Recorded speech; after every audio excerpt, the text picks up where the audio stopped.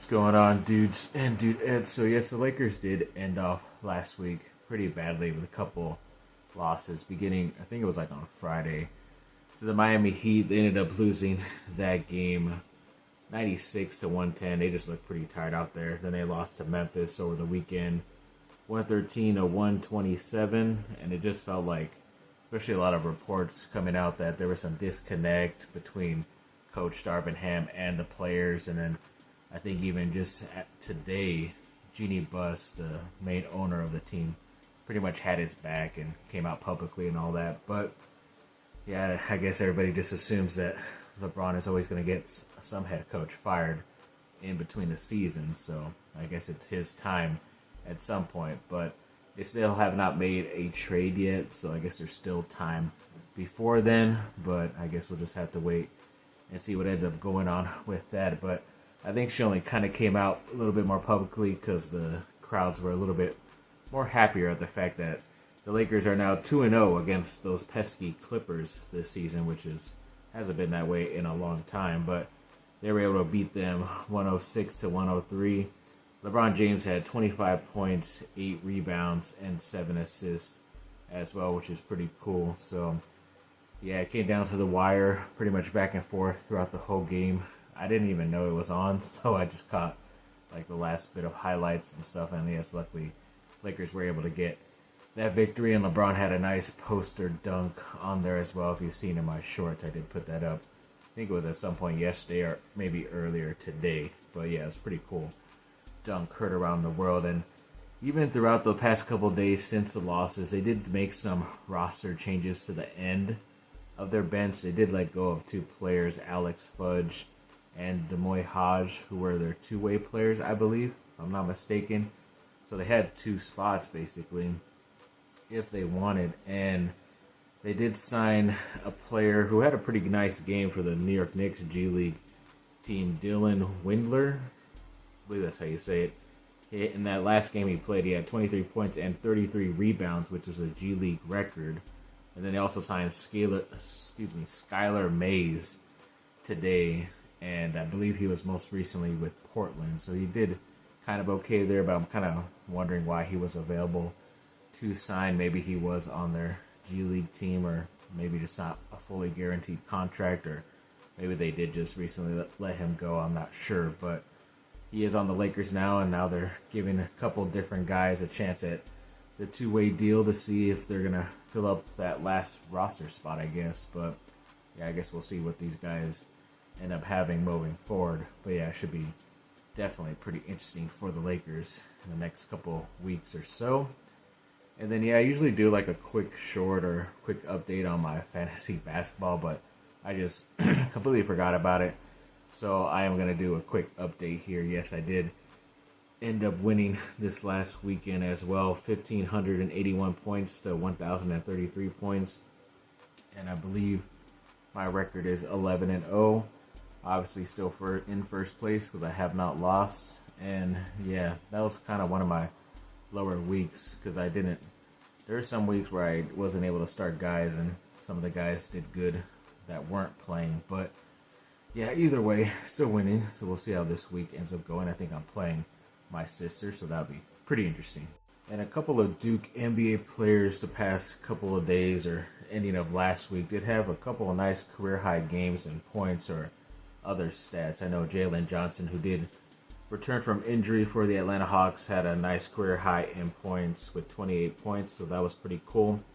Then Paolo Banchero had a career high points and 43 points, which was nice, the second-year player from Duke. And then I think in his very next game, he had his first career triple-double with 32 points, 10 rebounds, and 11 assists.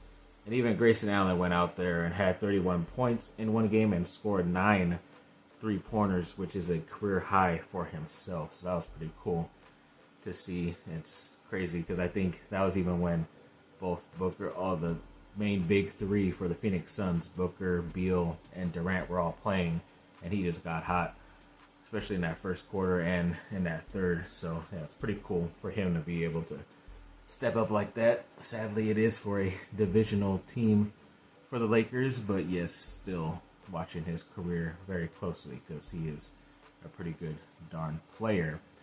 And then, yes, at some point, I think it was the end of last week, I think it might have been Saturday, Duke basketball did play against Notre Dame at Notre Dame, and they were able to get that victory, 67-59. Mark Mitchell stepped up in that second half with 23 points and 14 rebounds. Those points were a career high for him as well. And then even the head coach, John Shire, is now the most winningest head coach as a Duke head coach in his first 50 games. So it's pretty obvious that when Coach K took over at that time, they weren't getting the top talented players as Coach Shire is right now. But yeah, I'm not surprised that he did get this victory as well. I don't even know if Coach K had that record either, but that just goes to show how much the game has changed. And yes, he is a very productive coach, but we'll see what ends up happening in March, because that's when it's most important. And for the men's basketball team, the AP poll did release, and it said they were number 11, but the team ahead of them was number 11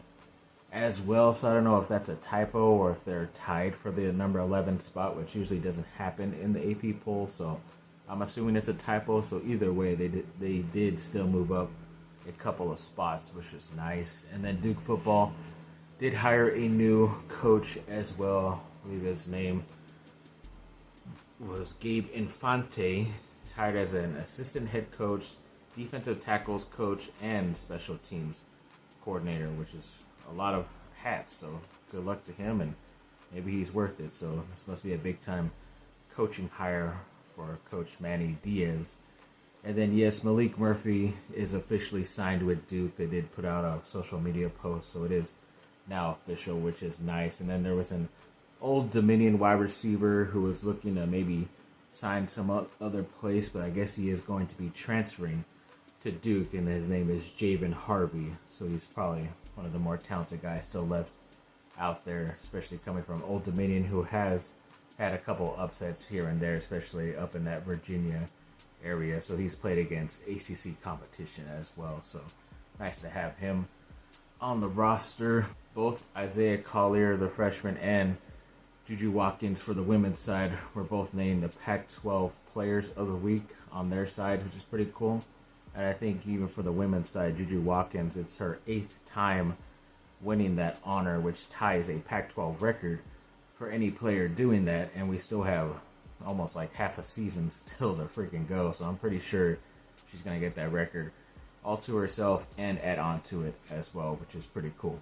And I found out a little bit early on Monday that the quarterback Jaden Mayava, the UNLV one that was recently visiting USC over the weekend, has decided to commit and transfer to Georgia. I guess they were a bit more desperate and threw a bit more cash at him, because I know USC was pretty much just offering the chance to play at some point the next year or so, but I think they're a bit more desperate out there and probably gave up a bit more money. I don't think USC is really that desperate to add some type of talented type of quarterback like that. I think it's the same situation as Will Howard and why he went to Ohio State. So like I said, it's just getting more and more to be like Miller Moss time. So definitely looking forward to that. So keep on the lookout for, see if they get another quarterback in there at some point, because I think they definitely have to, but we'll wait and see. And then, yes, the national championship was tonight, Washington versus Michigan. I kind of was going with Washington, I guess, or I predicted them before, just because I was assuming they were going to be playing Alabama. That did not happen, and of course, Michigan took advantage because they were pretty much always the, I don't know if it's Cinderella left at the ball or what, I don't know what that saying is, but yes, they were always like one play away from getting into the championship the past couple of years, or at least one game away. And they've been there. They've always had, that heartbreak. So now that they had the chance to finally be in the final game, you kind of knew that they were going to try their hardest. And Washington, it's pretty much the second year head coach's first time there, and a lot of these guys' first time in even the Final Four, but let alone the championship. So they kind of struggled a bit and weren't able to get things going and kind of missed some big plays here and there. And they had a couple of injuries as well, but you just kind of felt that Michigan was going to win this game, and you just never know, because it could lead to Coach Harbaugh of Michigan finally being cool with leaving there, and coming to the NFL with the Chargers. We don't know that for sure, but hopefully we will find that out the next couple of weeks or so. And speaking of those Chargers, yes, they somehow took the lead late in that game against the Kansas City Chiefs, like 12-10, I believe. But then, luckily, they were as bad as they are and let them get a late second field goal and lost that game, the final game of the season, to the Chiefs, 13-12, which actually secured them at the number 5 overall pick in the draft, because that's obviously big, because it's not only in the first round, but even in the second round, you get the number 5 pick in that too, and so on and so forth. So it is a nice area, because maybe those couple of teams ahead of them, maybe only 2 of them get a quarterback, and then if the other teams behind them are a bit desperate and want to move up a couple spots to secure their quarterback of the future, because obviously the Chargers don't need one, they could pick up a lot of good capital when it comes to the drafts and future drafts, hopefully in 2024 and beyond as well. So be very interesting to see what the new GM and coach end up going with and doing, but kind of also depends too which player drops at number 5 and is available, because if it's someone like a Marvin Harrison Jr., the top receiver or something like that, you kind of have to go with it. So we'll see, but yeah, definitely looking forward to that. And the Chargers center Corey Linsley did do after the game interview, or the next day interview, might be like an exit interview, but kind of said that the doctors pretty much informed him that it's probably best that he retires and doesn't play anymore because of some type of heart condition that they ended up finding out.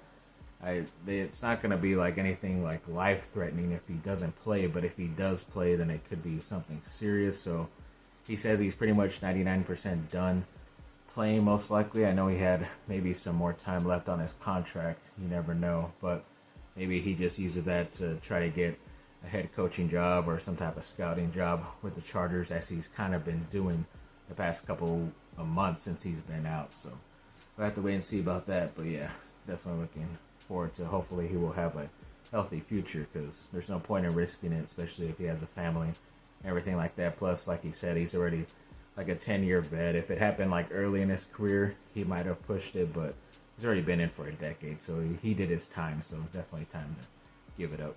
And obviously the playoffs are set now. Both the Ravens for the AFC side and the 49ers on the NFC receive first round byes, so they won't be playing this weekend coming up, but there are a couple good matchups out there. You have the Bills versus the Steelers, probably taking the Bills there.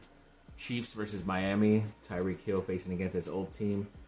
I don't know, Chiefs have been struggling, Miami was hot, but that's a toss-up game. Houston versus the Browns, kind of want Houston to win because the next team that they play would be Baltimore, and I kind of hate seeing the AFC North play against each other in the playoffs. It's a pretty boring game, so I'll go with Houston there.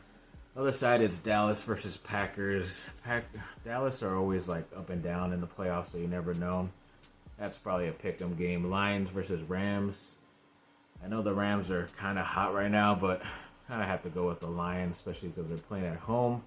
Bucks versus Eagles. Interesting, because the Bucks obviously aren't better than the Eagles, but the very next game, the winner would have to play against San Francisco, which I think the NFL probably wants Philadelphia to advance to play in San Francisco to have a almost NFC championship before the NFC championship. So, I don't know, a lot of good matchups to be had, a lot of different matchups, a lot of teams that first time it being in there, and a couple of different matchups from the past handful of years, so it's luckily not all the same, regular people playing. So definitely looking forward to this coming up. I think it starts Saturday and Sunday and maybe even Monday as well for some reason. I don't know why ESPN has to do that. Just do 3 games each day on Saturday and Sunday, and you'll be all set and good to go. Plus, how does that make it fair for those teams on Monday to maybe get an extra day of rest, but then if they have to play the next week on a Sunday or even a Saturday and lose a day or two? So I don't know how it makes sense, but I guess we'll have to wait and see. So yes, thanks for watching, people. Like and subscribe, comment down below. Let me know what y'all think. Have a good rest of your day. Bye.